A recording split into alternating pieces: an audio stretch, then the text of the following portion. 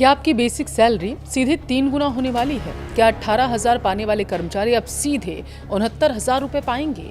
अगर आप केंद्रीय कर्मचारी हैं या फिर पेंशनर हैं तो आज की ये अपडेट आपके लिए बेहद महत्वपूर्ण है, गेम चेंजर साबित हो सकती है। 8वें वेतन आयोग का काउंटडाउन देखिए शुरू हो चुका है और इसी बीच भारत पेंशनर्स समाज ने सरकार के सामने ऐसा प्रस्ताव रखा जिसने वित्त मंत्रालय से लेकर हर कर्मचारी यूनियन तक हलचल मचा दी। 3.83 का फिटमेंट फैक्टर, पेंशन 5 गुना ज़्यादा और परिवार के सदस्यों की नई गिनती। आज के इस वीडियो में मैं इस पूरे मास्टर स्ट्रोक को डिकोड करने वाली हूँ। वीडियो बेहद काम का है, दिलचस्प है, इसलिए लास्ट तक ज़रूर देखिएगा, आपके काम का है। नमस्कार, आपके साथ मैं पल्लवी रविंद्र सिंह। देखिए, अगर आप या आपके परिवार का कोई भी सदस्य केंद्र सरकार का कर्मचारी है या फिर रिटायरमेंट के बाद पेंशन का लाभ ले रहा है तो आज की यह चर्चा आपके लिए बेहद ज़रूरी है। देश भर के करीब 1 करोड़ से ज़्यादा केंद्रीय कर्मचारियों और पेंशनर्स की निगाहें इन दिनों सिर्फ एक ही चीज़ पर टिकी हैं और वो है 8वां वेतन आयोग। जैसे जैसे समय आगे बढ़ रहा है, कर्मचारियों की उम्मीदें और मांगें दोनों बढ़ती जा रही हैं और इसी बीच देश के सबसे बड़े पेंशनर संगठन में से एक भारत पेंशनर्स समाज ने 8वें वेतन आयोग के सामने कुछ ऐसी मांगें रखी हैं जिसने सबकी चर्चाओं को गर्म कर दिया है। न्यूनतम सैलरी 18,000 से सीधे 69,000 करने की मांग। जी हाँ, आपने बिल्कुल सही सुना है।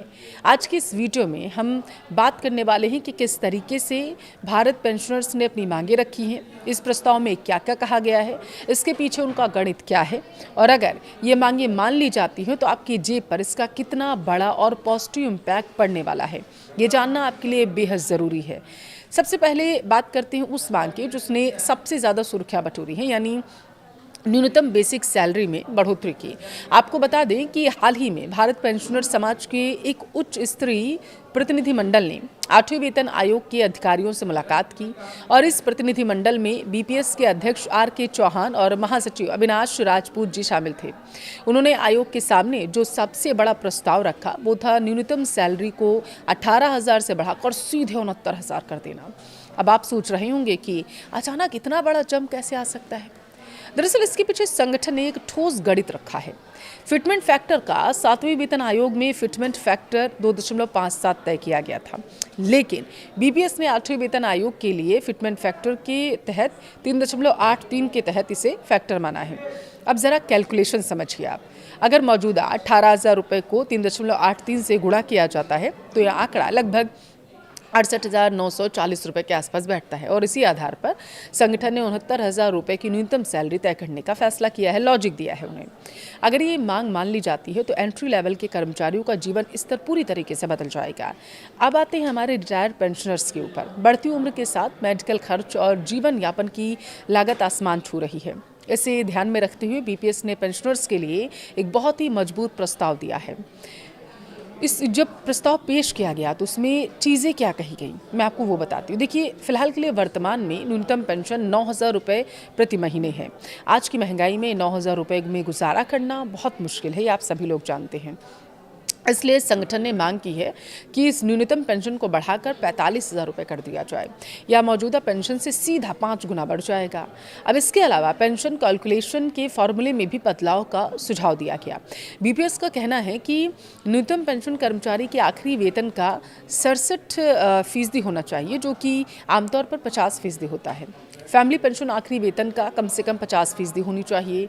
संगठन का दरअसल तर्क है कि जब कोई कर्मचारी रिटायर होता है या दुर्भाग्यवश किसी पेंशनर का निधन हो जाता है तो उसके परिवार के पास सम्मानजनक जीवन जीने के लिए पर्याप्त वित्तीय सुरक्षा होना जरूरी है।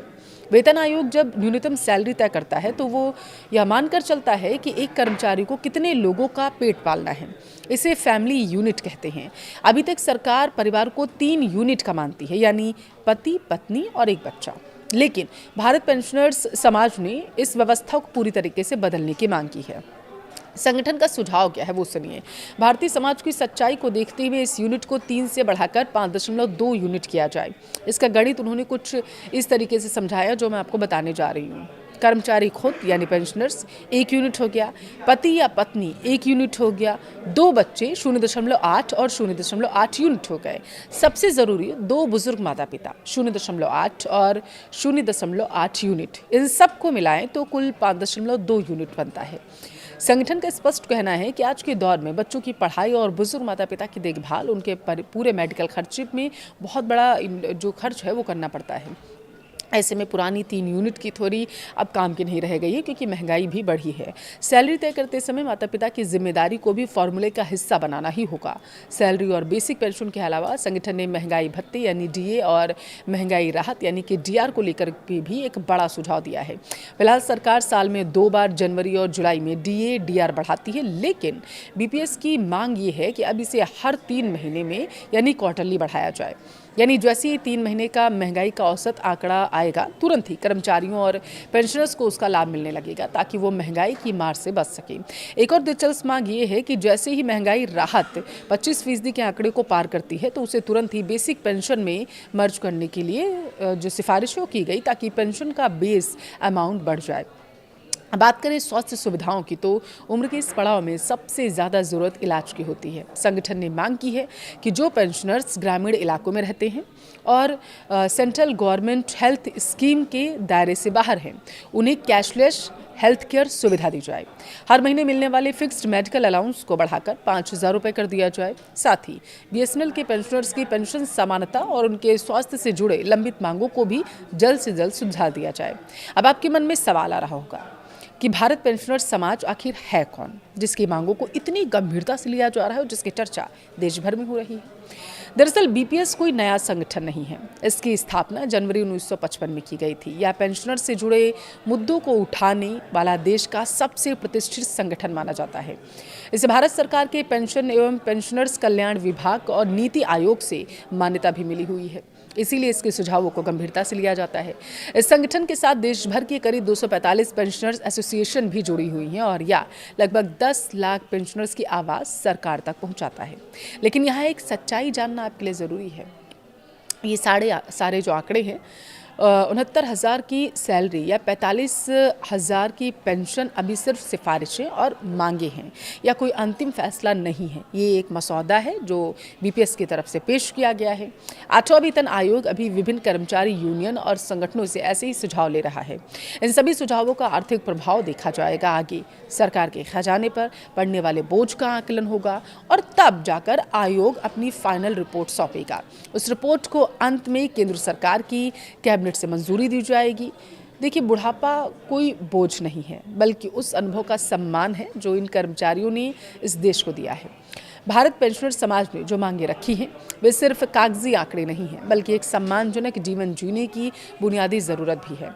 आपको क्या लगता है, क्या सरकार को बिना देरी किए इन बुजुर्गों और कर्मचारियों की इन मांगों को मान लेना चाहिए? क्योंकि माना जा रहा है कि अगर पास हो गया ये बिल, तो कर्मचारियों और पेंशनर्स के अकाउंट में पैसों की बारिश हो सकती है। लेकिन याद रखिए, ये अभी सिर्फ एक प्रपोजल है, असली पिक्चर अभी बाकी है। अब गेंद सरकार और 8वें वेतन आयोग के पाले में है। क्या सरकार 3.83 के इस ऐतिहासिक फिटमेंट फैक्टर को हरी झंडी देगी, या फिर बीच का कोई रास्ता निकाला जाएगा? यह आगामी दिनों में क्लियर हो जाएगा। मौजूदा महंगाई को देखते हुए 69,000 की न्यूनतम सैलरी और 45,000 की पेंशन की जायज़ मांग क्या आपको सही लगती है? यह सरकार के लिए इसे लागू करना आर्थिक रूप से संभव नहीं हो सकता? आपको क्या लगता है? मुझे कमेंट में ज़रूर बताइएगा।